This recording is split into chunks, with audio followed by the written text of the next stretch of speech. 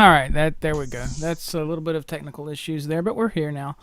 All right, I am Captain Kirk. This is the episode 3 of Technobabble, where we talk about game development and other stuff like that. I'm actually here today with a very special guest. We've got a member of Yacht Club Games, the creators of Shovel Knight, David D'Angelo. How are you doing, man? I'm good. Thanks for having me. No problem. Thanks for coming on. Now Yacht Club Games have, if you don't know already, get on it. They created a little game called Shovel Knight last year. It's what was been about 5 or 6 months now. When was the game released? July or something like that. It was June 26th. So it's been out So, quite a while now, and you can get it yeah. on man, so many platforms. Steam, I think the Wii U, the 3DS, Nintendo 3DS. What other platforms is it available on, David? I mean, you can get it on PC, Mac, and Linux, and soon it'll be coming to PlayStation, Vita, and PS3 and PS4. That's cool. So there's a lot of ways to get it. I think the price is $14.99 US. Is that correct for all platforms? That's right. Okay, so that's cool. Now I got to tell you though, I looked at this game, and when it first came out, it kind of blew by me when it first came out. There's a lot of other stuff going on, so I missed it. But lately, I've picked up the hype and I've gotten into it. I even played the game a little bit, and I got to tell you, when I played the game, it immediately took me back to like the old school days, like the Nintendo days. And then there's a lot of games out there that try to do that. But in my personal biased opinion, I think Shovel Knight has done that the best I've ever experienced. Like Well, that's great. I literally wanted to go pick up a Nintendo or a Super Nintendo and play some Mega Man or something. hmm After I played it, it was a good experience, and we'll talk more about like some of the things that the creative ideas that went into it and what inspired you and all that things in a little bit. But I gotta say, um, it's a good experience. It's a platformer. Okay, for you guys that don't know, it's a platformer, much in the style of Castlevania or Mega Man, those types of games from the 80s and early 90s. But so David, I gotta ask you this question. All What right. what this is really off the wall. I want to get this out of the way really soon. I was looking on your guys' website, right, and some FAQs and things like that, and there was a question that said, "Will Shovel Knight become a mermaid?" And I have to answer. You have to answer that for me. What does that mean? I don't know what it means. It could mean anything. Who knows? I mean, does he become a mermaid? Is he already a mermaid? Some philosophical questions, I Yeah. guess. Are we all mermaids? Yeah, you got me there. I don't know. I know the. I Okay, so well, let me. Well, you guys are an independent. Well, when I looked at this game, man, and if you go look now, like this, the website's done amazing. Not, I mean, the game's done amazing. That's goes without saying. But the way you guys promote this game, the way it looks, you're on all the platforms. You guys don't look like an independent game company. From afar, from a distance, just kind of looking in on you. Yeah. But you've done how? I got an how large is your team now? How large is Yacht Club Games? We're like half a dozen people. See, that's really small though. Like that's Yeah, it's very small. and you guys have done an amazing job. And part of the reason I'm doing this podcast is as I'm trying to reach out to the game development community, and I want people to like. There's a lot of people out there who are into game development, or maybe they're doing it as a hobby or and want to make it a career or something. But a lot of people just don't know where to start, and like it's a true inspiration to see that a team of 6 people can become this successful and can make a game that's, in my opinion, like it's changing. It will change the way that or we think about making games in the future. So I guess let's start off with like how did your team come together? What gave you the idea? Whose idea was it to make Shovel Knight? And just a little bit about the brief history of Yacht Club Games, if you don't mind. So we started out. We all, most of us came from Way Forward, uh, which, if you don't know, makes a bunch of licensed games. They make a few original IPs like Shantae and the Mighty Switch Force, Mighty Milky Way, Mighty Flip Champs, Mighty series. But so we were making mostly licensed games way forward, and essentially we made a bunch of like retro remakes or retro revivals there. We did, like A Boy and His Blob, Double Dragon Neon, Contra 4, games like that. And Mm-hmm. we kept thinking like, hey, we want to, like, wouldn't it be really fun to go back and make like the first game in that series like it was an NES game, Yeah. these days. And I mean, yeah, so we just had that idea in our head, and we had been like wanting to strike it out on our own for a while. And Double Dragon Neon was the first time where like this team really worked together, because the way forward it works, usually you work on a project and then you different games according to who needs the most help. So it was like the first time we were all together, and then we didn't want to like get separated when the game ended, so we decided to make Shovel Knight. Yeah, so and that I mean, the idea was born like we wanted to make a game with simple mechanics, like similar, like Mario has his jump, Mega Man has his buster. Shovel Knight we decided would have a shovel. And A it came shovel. about, yeah, and it came about from like we really like this the down thrust in Zelda 2, and we wanted to make a whole game out of something like that. Well, so what's your role on the team? Like, are you the lead developer or the lead programmer? I mean, we're all doing everything. I mean, there's not enough people to have structure really. But the main thing I'm doing is programming. But I do interviews like this, or I'm doing business stuff, or Whatever needs to be done. whatever needs to be done. And Yeah, but that's good. Were you gonna say something? no, that's it. Okay. Well, okay. So, excuse me. I what I guess like what? Okay, so what's your programming background? Like, where did you did you see? Because a lot of people, when you read the forums or the media or the sites out there that are dedicated to kind of like game developers or indie game developers and things like that, a lot of people, like the new guys coming out, they really want to know, like, well, you hear a lot of questions like where do I get started? What language do I learn? Those kind of things. So where did you get started? Did you take classes on programming? Is it something you just did as a hobby and you became really good at it? Or Yeah, I went to college for computer science.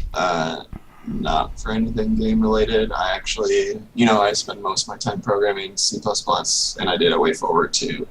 And I didn't really learn C++ in school. I mean, I just here are programming techniques. I learned, similar languages like C and Java and things like that. But yeah, I mean, I never made a game before. I pretty much only learned just like the basics of programming in school, and then I made like Flash game or two before I got my job at Way Forward, but they pretty much hired me, and I was very lucky that they hired me with such an experience. yeah, so you just kind of fell into the right place at the right time. You feel right? Maybe I mean, yeah, I'm sure a large part of luck was played a part. Well, so so how do you answer that question for like someone else who wants to get in? I mean, like, because if let's say someone does have that experience, or if someone wants to create a team, I guess, well, this is the best question because you did it. If someone's like, okay, I've got this really cool idea for a game, I'm pretty good at programming or art or whatever their forte happens to be. I just like, where do you find the good group of people like that you can trust to make a team with? Like, or I don't. I mean, that's like the hardest thing to do is finding good people is always very hard. And not only finding good people, but finding people that like work well with you, and you want to work with. Like people that have the same sense of humor as you, people that have like the same ideals or same gameplay sensibilities, or maybe you're not into gameplay, maybe you're into story, maybe you're into like finding those people that match the like same kind of visions you're hoping to achieve. It's really tough. So I don't know really. I mean, my typical advice to anyone is, start making games and uh, like, if you make games, one, you'll find out if you even like making games. Because you might find out it's a bunch of hard work and you don't like that hard work. Maybe you don't like programming. Maybe you don't like, doing the massive tweaking and iteration that, And is all the bug required in making fixing and games. yeah, you're Yeah. right. It can be a lot of work. And I think in terms of like finding the people you want, I think if you start making the thing you want to make and showing it to people, I think you'll find the people, that are excited about that thing and then want to be a part of it. It's very much like Kevin Costner in Field of Dreams. If you build it, they will come. Right, yeah, exactly. So, what are your so just like more personal? What are some of your favorite games growing up? Like, what did you play a lot of? Just I mean, I was very much a Nintendo kid. I mean, I got an NES when I was 2 years old. Yeah, I mean, any Nintendo IP, Mario, Zelda, is pretty close to my heart. right. So you don't have a favorite? Come on, you gotta have like Oh, I mean, my favorite game of all time is probably A Link to the Past. Link to the Past. That's a Yeah, really good game too. I have to say, as far as Nintendo goes, I like Mega Man 2 all day long. I yeah, could play that Mega Man game. 2 is pretty nice. I could play that game all day long. It always impresses me though when I watch people do speed runs of these games, and I'm like, man, that's just some dedication right there. Yeah, yeah, Uh, for sure. I saw someone do a speed run of Shovel Knight actually, and how was that for you guys, by the way? Just to watch something you've created, you spent all this time creating, and to see like this huge following and people actually speed running your game. Like, how was that for you guys? Oh, I mean, it's a huge honor. It's what we want to have happen when we make a game. I mean, we on Shovel Knight we actually had a few speedrunners that played Double Dragon Neon. We got in touch with them and said, "Hey, would you like take a crack at Shovel Knight before it came out?" And we were like, "Would you could you help us? Like, any tips you have? Like, I'll never speedrun in this game because X is BS or whatever." We were basically trying to get rid of all the, or make it friendly to speedrunners. Yeah, so I like it's really, I mean, it's wonderful to see that stuff. I mean, it's so cool to see people like abuse your game in ways you never expected. Right. Uh, yeah, it's just like another avenue of like how a game could be interesting, and it's really cool to see that.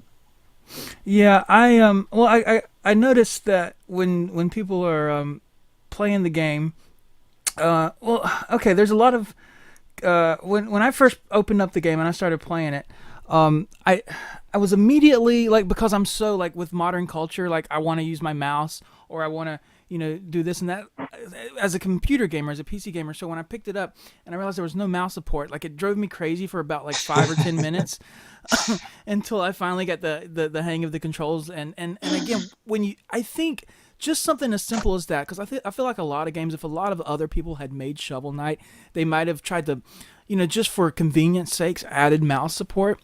Hmm. But you guys really stuck to your whole model of this is like an NES game of the future.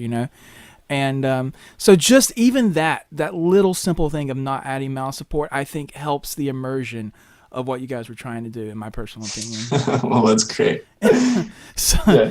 so it's something small, but it once I don't know, it sucked me in. I like again, I felt like I was playing a Nintendo game. I felt like if you guys were around back in the day when all the Nintendo games were coming out, if this game had been made, this to me is if Nintendo continued like that style of game, the 8-bit gaming continued, this would be like the best game like world. You guys are about 20 years too late is what I'm trying to say. You Yeah, I guys mean could that's exactly what we were going for. I mean, we wanted to make the same style of game, but remove the stuff that people didn't really like anymore.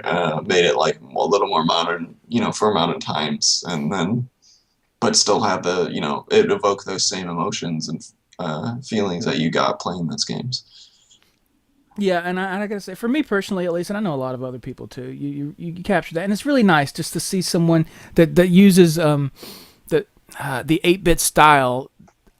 You guys do it justice because a lot of people do that style just for the sake of doing it, for the nostalgia's sake. But you take nostalgia to a whole new level, and I can't. I know I'm kind of repeating myself, but I can't say it enough. And I know a lot of other people I've talked to who have played the game feel the same way. Yeah, I Um, mean, it was really important. I guess, I think the game is very nostalgic, but we weren't trying to make it nostalgic, if that makes sense. And I think that's maybe what makes it maybe different or more unique compared to other games. Like we had a pretty hard and fast rule that we wouldn't put any references to other games. So you wouldn't have like it's dangerous to go alone. Take this at anywhere in the dialogue or anything like that. right, like no We wanted hand to make holding really. right. We wanted to make sure it felt like its own unique thing that you wouldn't have to experience any other game to enjoy it, right?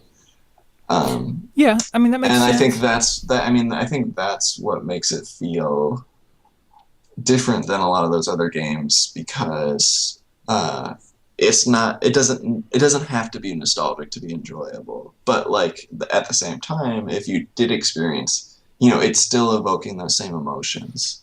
Yeah, So it's so still. for the younger I was generation today who may not have ever played an any, I mean, I guess these say you have emulators. It's probably hard to find a gamer who hasn't at least played an emulator of an old game. yeah.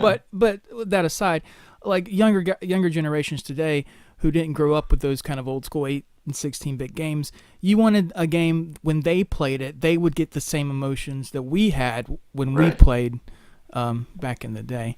That's a really cool thing. That really is. Um, the other thing I was gonna say. Oh, you were talking about like not referencing other games, but you, in a way, like I mean, the first thing I thought of when you said that was the overworld map, where with it's clearly like inspired by Mario 3. What was your? Did you have other ideas of how to do the map, or and that one just kind of stuck, or was that the only idea you had, and that's what you wanted to do for the map? I mean, that was yeah. I mean, that was pretty much like what we wanted to do from the very get-go. I mean, you can see on our Kickstarter, we even have a picture of it, I think. Mm-hmm. Yeah, I mean, it was just. It's not to say that we weren't like inspired by those games, but we didn't have like nothing was like a very clear reference to anything or very clearly drawing on any other game.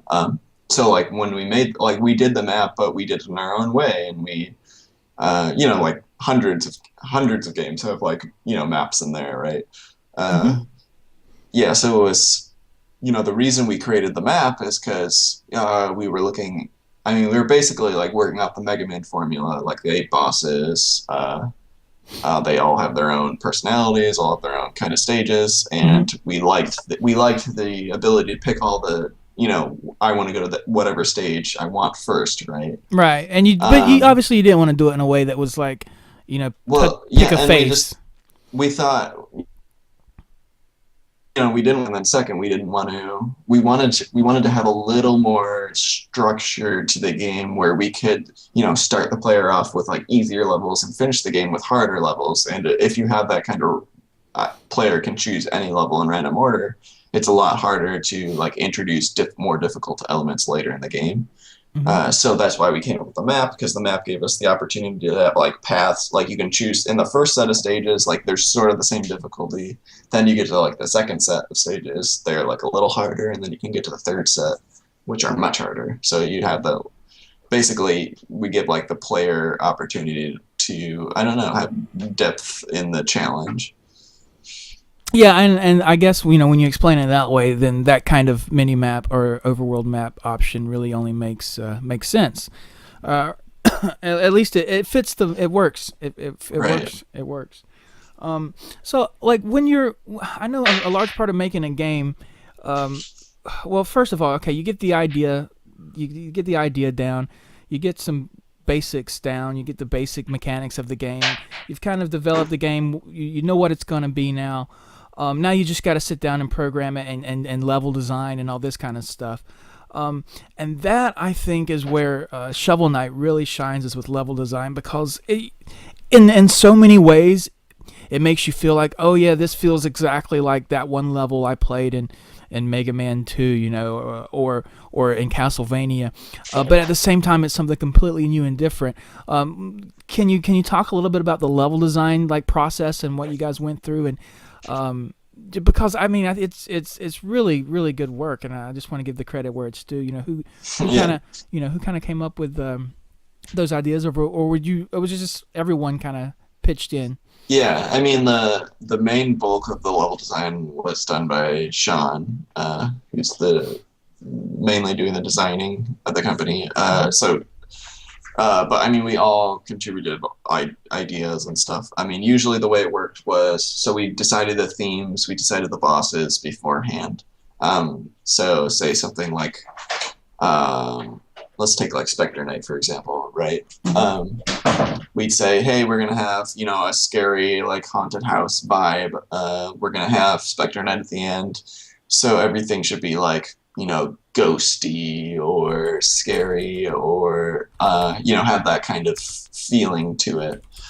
And then we throw hundreds and hundreds of ideas for what objects could be, or what, any gameplay or enemies or that kind of thing could be, right? Mm-hmm. And the first thing that would happen is, Sean would draw a basic outline, a sketch for what a level could look like. It goes up and down here, and we'll say this room is going to be platforming, this room is going to be, a puzzle, this room is going to be you're fighting a lot of enemies, this room is going to be a combination of puzzles and enemies, and this room is going to be the end of the stage, and it's going to be crazy, we're going to throw everything at you, right? Right. And then we'd sort of figure out from those list of objects and that kind of structure we wanted in the stage, what kind of which of those objects would work well together and make that kind of thing work. So for Spectre, we got the idea we had of the lightning feels like a really strong thing.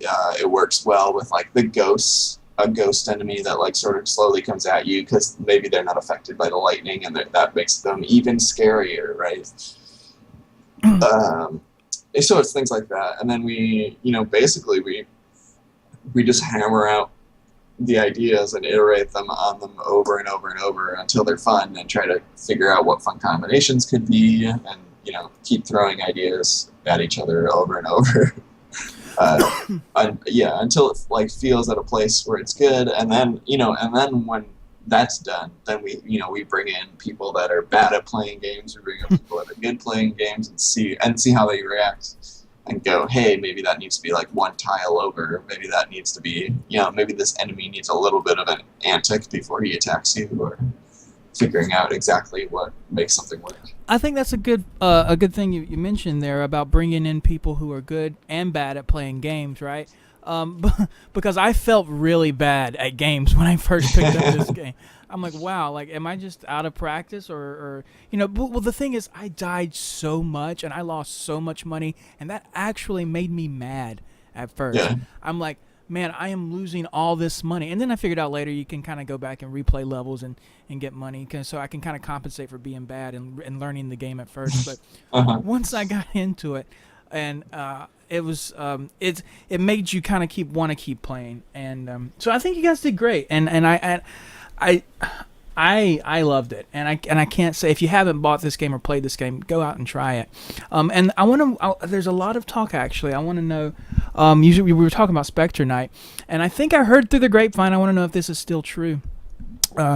Is there going to be any kind of content in the future release where you can play a Spectre Knight? I think I heard that was going to be a thing. Yeah, so we're working on a bunch of content right now. We're working on a battle mode, a gender swap mode, a 3 playable boss campaigns. So right now we're working on Spectre Knight, we're working on Plague Knight, but we will be doing Spectre Knight and King Knight also. And that's basically, you get to play through the other stages with new mobility from those characters. So it's like just a whole different set of mechanics and things like that to help keep it the fresh Right. and new levels too. You said. Not new levels. I mean, it's possible we'll put like a state. So I mean, but we'll have likely new relics. New. I mean, a new story, that kind of stuff. Well, I'm super excited about that. Is there any way I can get a kind of a? I know it's really when you're developing something, you really hate putting a timeline on something. But do you guys have a timeline on this? Yeah, we have no timeline. I mean, we're hoping to do all this stuff before the year is out, but yeah, So this is you guys aren't just gonna. Well, this is another thing, and I think a lot of new game developers they'll make a game, and it'll do good or it'll do bad or it'll do mediocre. Maybe they're and then they move on to another game, and I guess that's fine too. But sometimes it's just nice to see a group of developers that really want to stick to the they don't they stick to the game, right? They stick to their first game and they really make it good, and they come out with expansions or come out with new ways to play and or even sequels too, I guess, in the future. But and so that's nice to see that you guys aren't just gonna like take the success of this game and run with it, or take the success of this game and like just uh, do something completely off the wall. But I think a lot of that's because in this community where like literally anyone can make a game and put it up on Steam, just about. It's really kind of hard to find developers you trust. You know what I mean? hmm So that's why I was excited to see that you guys are still looking into. I keep wanting to say sequels, but you guys aren't looking into sequels yet. Maybe in the future, or yeah. I mean, in the future for sure. right. But you're definitely working on improving. I mean, there's not much to improve. It's a perfect game as it is, but you guys are working on making it even better, and that's really cool. So fans of the game and fans of you guys can continue to play, and have new ways to play, and it just keeps it fresh, And I think that's really cool. Yeah, I hope so. Um, so what when you started out with this game, did it the balancing issue, like were you when you made it, because I was talking earlier about how like I would die all the time, and that's just probably from me being bad, but um, did you want it to be too difficult, or like, because it kind of feels, again, like I said, it could be me being bad, but it kind of feels a little harder than you would find on most platformer games that are made these days. um, Y- Yeah, I mean, basically we were trying to avoid it being NES hard. That's when we originally showed the King Knight stage at PAX, and everyone's like, "Oh, I love this game so much, but please don't make it NES hard. Please don't make it NES hard." Right? And I mean, we've made lots of difficult games in the past, so we were trying to. I mean, we're at the same time we're very into those experiences. We very much like challenging games. We want things to be very difficult. So for us, it was really trying to strike the balance of we want it to be hard, but not frustrating to anyone. Not frustrating enough that they're putting down the controller. Um, so it was doing a lot of things like we instead of putting lives in the game, we decided to have lots of checkpoints and give the option for you to break the checkpoints if you wanted more challenge. Um, or it was decisions like that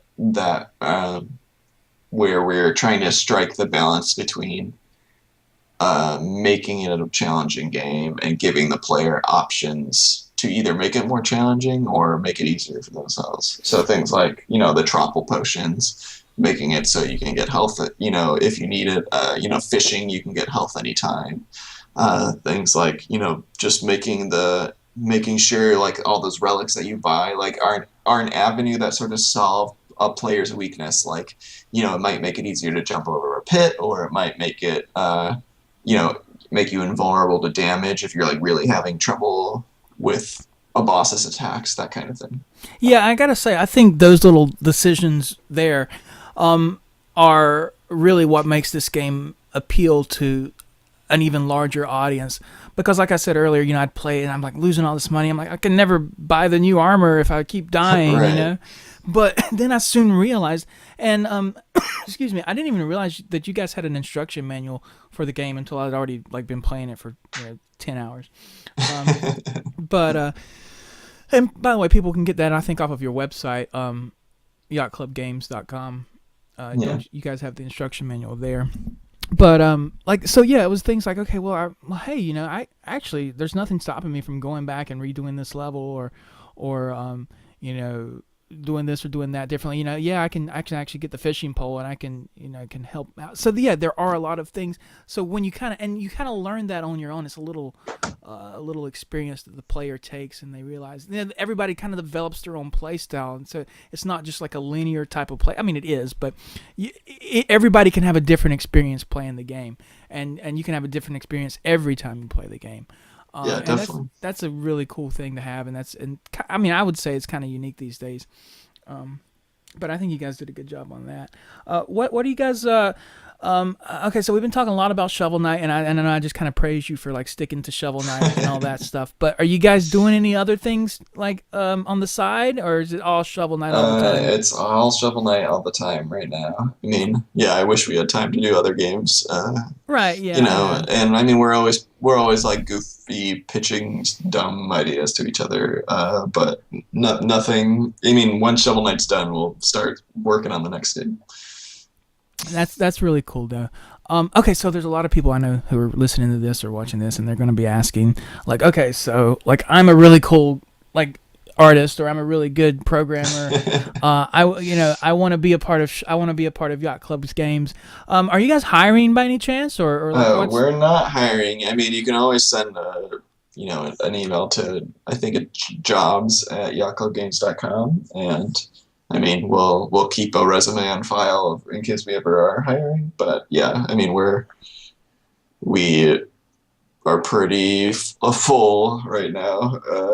Until we're full for somewhere, we probably won't be hiring. But we can always there's always times where we're swamped and we need a little help, extra help. Like a freelancer here or there. And For sure, yeah, for there's sure. always lots of opportunities. Well, from like a business standpoint, I gotta so and okay, so I'm trying to think of the best way to ask this. If okay, let's say I have my little group of friends that I make games with, right? And like Yeah. we've come across something that's pretty good, and let's say we get it greenlit or we get it kickstarted, and it becomes pretty cool and pretty successful, and we're like, man, there's so much we want to do to this game, but we just don't have the resources or the manpower to do it. So hey, let's take on some other people. I mean, I think that would probably be a lot of people's mindset, right? Why don't you guys feel the need to expand? Don't you think it would make the improvements happen faster, or? Oh, I mean, we have expanded a little. We brought on 3 people now. Okay, you're That we just doing didn't. it very slowly, I Yeah, guess. we're just very slowly. I mean, we still aren't we still aren't made of money yet. Right. Yeah, so I mean, when we bring on someone, we have to make sure like we're able to pay them a good salary, and we're able to make it work. And we need to make sure that that person isn't actually causing us more work than helping us, which is often that can happen if they're not the right person or they're. Yeah, for sure. It Yeah, really so is a. yeah, it's just I mean, we wanna grow as much as possible, but we have to do it slowly and make sure we're not making any mistakes and make sure we're not losing what was special, like what's special about us to begin with. Each person you bring on, especially with how small we are right now, totally changes the dynamics of the team and the group and the spirit of the company. So we need to make sure with each person we're not straying too far, or we're at least keeping the stuff that's important intact. Yeah, I think it's important, like you said, to I guess keep it balanced, right? Because you don't want to compromise anything, but at the same time, you want to have people that can help make you better. And if you can't Right. find people that can help make you better, it's not worth taking them on. Yeah, absolutely. And I mean, you want to find people that are different than you too. I mean, we don't want to be this like, like it's like, oh, we're all bros or whatever. And it's like this is a bro company. No, it's like we want to have like diversity and we want to have, people that are bad at playing games at our company. So when we make a really hard game, like they're giving input that says like, hey, I can't finish this and like that's not enjoyable for like, we need people that like represents all those difference. But at the same time, you know, find someone that matches our ideals, and that's like those two things are very at odds a lot of the time. Yeah. So, okay, I want to ask you this question. What's your personal favorite boss? In Shovel Knight, do you have one? Is there one that sticks out to you more than the others? In terms of the battle, I think like the final boss is my favorite battle. Um, I haven't gotten to it yet. yeah, yeah, but I mean, King Knight is my favorite in terms of just the like Character.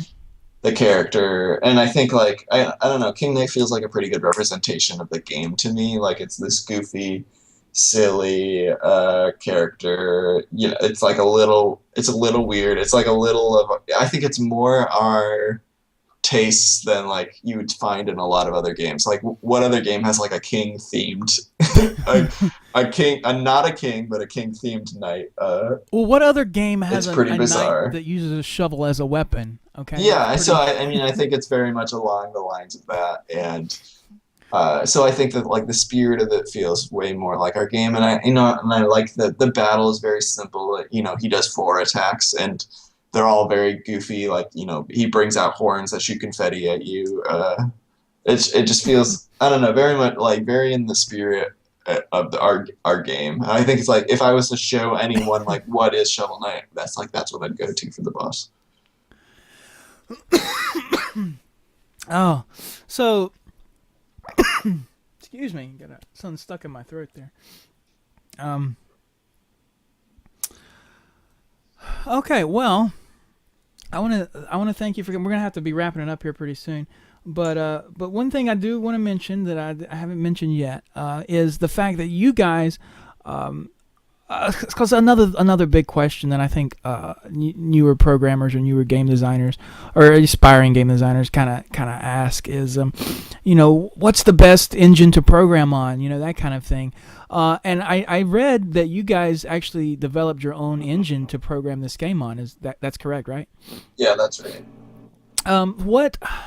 Okay, I mean, I guess there's a lot of ways to go with this, but why not use an already developed capable engine, or did you just think that nothing out there that existed already could do exactly what you needed it to do? Yeah, I mean, I think it's a combination of everything. I guess we wanted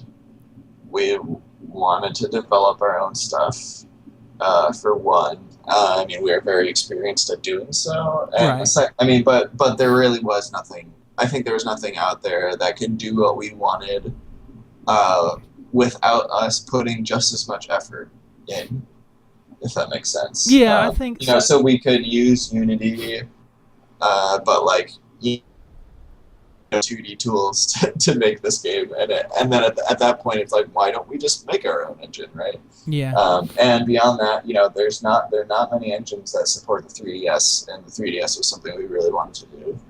that's a Um, good point. Yeah, that's a very so good point. at that, I think we just decided it made more sense to do it all ourselves. And, and in general, we were making our own IP. We were trying to get away from license work. We were trying to do our own stuff in general. And I guess we didn't want to be tied to anything. We didn't want to be like tied to Unreal or tied to, some contract. We didn't want to have it be so like we couldn't release on some platform at some date because some engine didn't support it and It wasn't ever was going to. Yeah, We so it was wanted to very make sure we had important. all our options were open all the time. Right, and so yeah, it was very important for you to be just independent and be able to Right. do exactly what you wanted to do. and Yeah, that's cool. I mean, and you guys have the experience, obviously, and to be able to do something like that, and yeah, I think that's a good idea. I don't see why you wouldn't. If you can, you should, and you did. So, um, anyway, so hey man, I want to thank you so much for coming and talking to me today. I know it was a little bit crazy there in the beginning, all the technical issues and everything, but we got that sorted, and it was really cool to be able to talk to you. And I hope that anybody listening to this can be inspired by your work and your guys' work as much as I've been, and I really enjoyed the conversation. oh, maybe I enjoy. I'm sorry, you were breaking up there. Oh, I said I enjoyed it too. Thank you so much. Oh, no problem, man. All right, so if you guys want to check them out, that's Yacht Club Games. This is David with Yacht Club Games. You can go to their Twitter. It's at Yacht Club Games. Their YouTube is also Yacht Club Games, and I'm gonna let you guess what their Twitch account is also called. That's right, Yacht Club Games. Speaking of Twitch, though, so you stream the development of this game at all, or what do you guys do on Yeah, Twitch? I mean the main thing we had on Twitch was Waz, our pixel artist, would stream him doing he'd stream. He sort of relaxed on that a little bit recently. But yeah, he used to like weekly do that, and I once streamed like Tinker Night, the boss battle. I streamed programming that, and then we just streamed like playing games and crazy and stupid stuff like that. Okay, so there's a lot of cool things, and their website's just full of useful information, and like I said, you get the instruction booklet on there. So if you guys check out the game, check out support Yacht Club Games if you like what you see and you like what you've heard. And we'll be back next week with another episode of the Technobabble podcast. And until then, we'll see you guys all then. Thanks so much, David. All right, thank you. Take care.